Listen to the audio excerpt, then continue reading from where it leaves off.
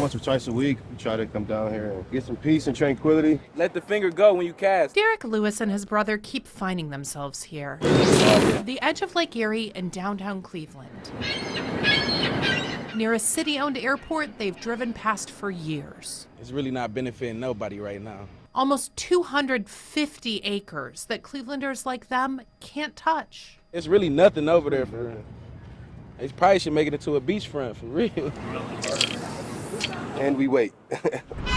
Now, city officials say they're tired of waiting when it comes to Burke. If you live in Cleveland, one of the constant questions you get is, why do we have this huge piece of real estate on the lake that's an airport? And it's one of the questions the mayor got on the campaign trail. 2 new reports provide answers supporting the case for change. Consultants hired by the city say closing Burke wouldn't be a big blow, and the upside for almost everyone would be greater than the loss. The economic impact here is relatively low and can be retained in the region. Jeff Epstein leads development work here at City Hall. So from a net loss perspective, He walked me through the findings and says this isn't a done deal. look, can we close Burke? We think we can.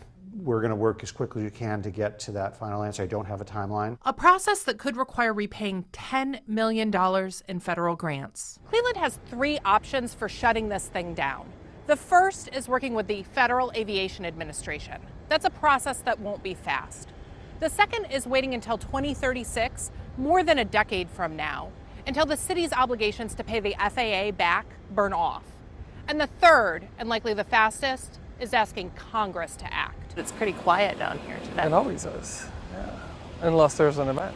Councilman Kerry McCormick wants this airport gone. Listen, I wish it was done 40 years ago, quite frankly. That's my perspective.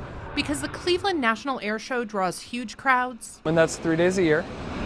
So there's the other 362 days of the year that this sits like this. But most of what you see here is private jets and medical flights. The city is diligently doing its homework on this, so none of this is going to be a knee-jerk reaction or decision. If Burke does close, we don't know what it will become. This should be something for the public. But for the first time, there's a growing push for a shutdown. If they turned it into something, like I said, attraction or something that the city can come together and enjoy, then that'd be fine. For spending an afternoon with friends, whether you catch anything I got a bite. or not. It's just holding up space. Probably do need to cancel it and switch it up for sure.